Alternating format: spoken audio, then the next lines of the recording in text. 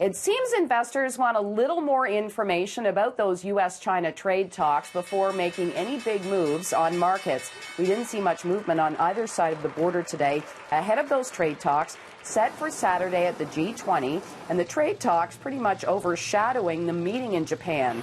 Now, we did see some mixed data in the U.S., including a final revision for first quarter GDP growth at 3.1%.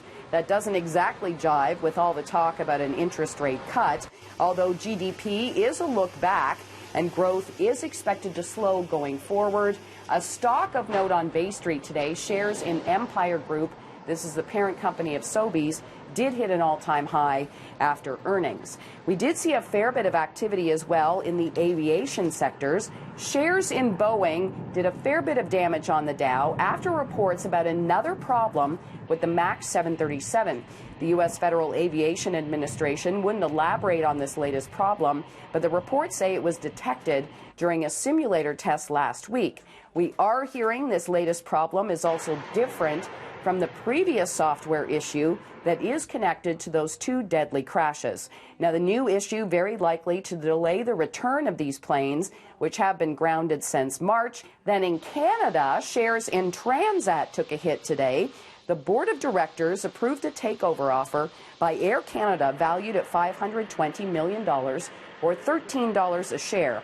The thing is, that's below the $14 a share that was being offered by a Quebec real estate developer. So a sharp drop for this stock today, but it's still up by more than 120% year to date.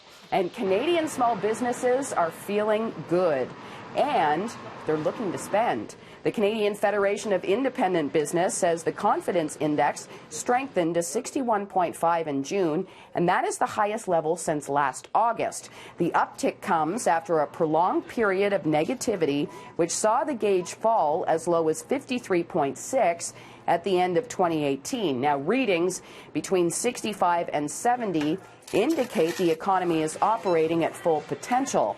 As well, a little more than half of the firms surveyed say they plan to make some sort of capital expenditures in the next few months, and that is the highest proportion since last November. I'm Kris McCusker in the 680 newsroom for City News.